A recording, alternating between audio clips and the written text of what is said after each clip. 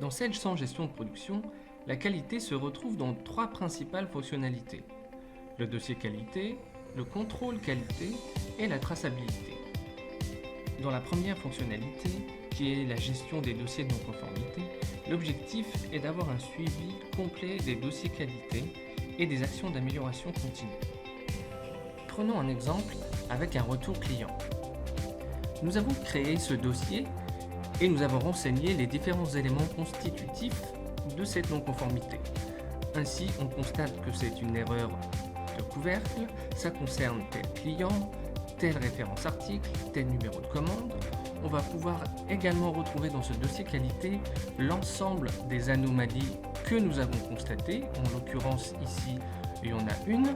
On va pouvoir suivre un peu plus finement les analyses. Visiblement, il y a une erreur de lot de couvercle au montage.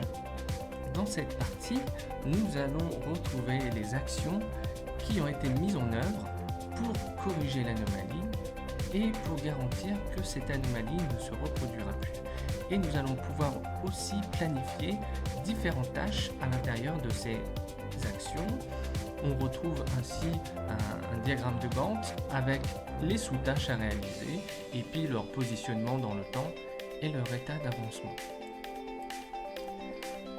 Enfin, on va pouvoir associer des coûts à cette non-conformité. Par exemple, ici, nous avons dû faire un tri. Il y a eu une partie de destruction, une fabrication en urgence. Nous avons eu des pénalités. On va pouvoir associer un certain nombre de coûts de manière à calculer le coût de la non-conformité. Sans oublier la possibilité d'attacher des documents, comme la lettre de réclamation du client. L'objectif, vous l'aurez compris, est d'enregistrer ces dossiers de manière à pouvoir justifier à tout moment auprès d'un auditeur du suivi qualité et des actions d'amélioration continue qui ont été mises en place. Voyons maintenant la deuxième fonctionnalité qui concerne le contrôle qualité. Nous allons pouvoir créer des gammes de contrôle pour remplacer les fiches de contrôle papier.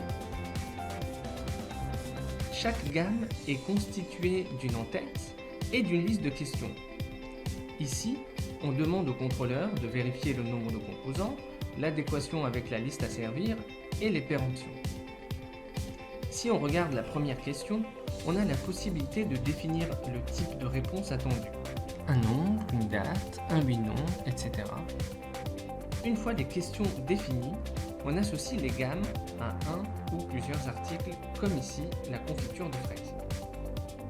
Ceci étant fait, mettons-nous un instant dans le rôle du contrôleur avec le module Atelier. C'est ici qu'on va pouvoir répondre aux questions paramétrées précédemment. Plutôt que de réaliser mon contrôle sur une fiche de papier, je déclenche ma gamme de contrôle, je m'identifie, je sélectionne que je veux contrôler un OF et je sélectionne l'OF en question.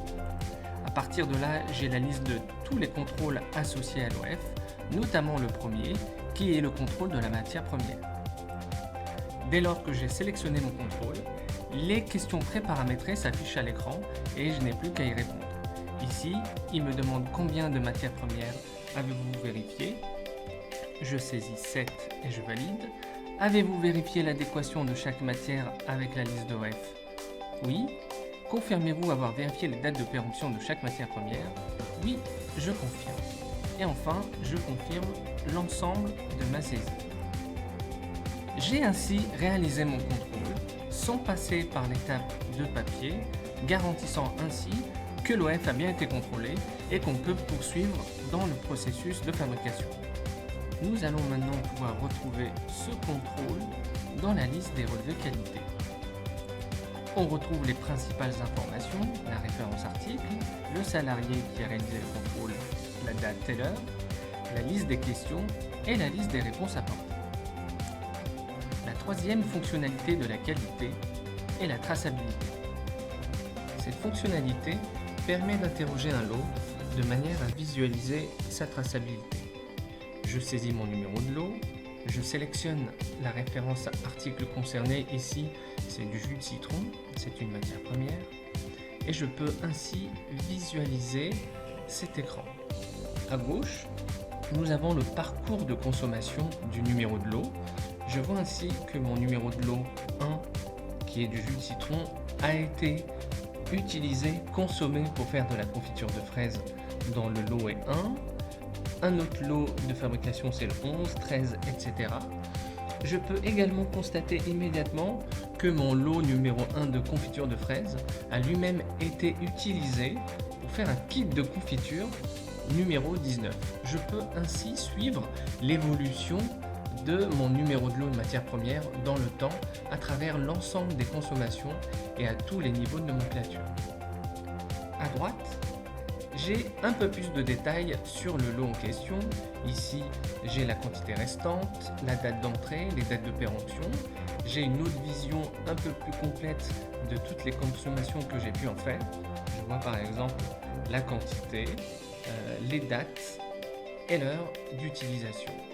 Maintenant, directement depuis cet écran, je peux interroger l'un des lots de fabrication concernés.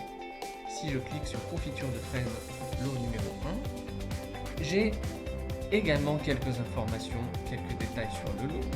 J'ai quelques détails sur la fabrication. Et puis j'ai cette fois-ci la liste des composants et des numéros de lot consommés pour fabriquer ma confiture de fraises. Et tout comme c'est indiqué côté gauche dans l'arbre, je peux également visualiser ici que ma confiture de fraises a été utilisée pour faire un kit de confiture le 1er février 2007. De manière très simple et intuitive, on a la possibilité de naviguer à travers l'arbre de traçabilité pour visualiser l'ensemble des informations qui nous sont nécessaires. Voilà donc pour cette dernière fonctionnalité. Pour résumer, on a vu les dossiers de non-conformité et le suivi des actions d'amélioration continue. On a vu les gammes de contrôle et la traçabilité, autant de fonctionnalités qui vous aideront à gérer la qualité au quotidien.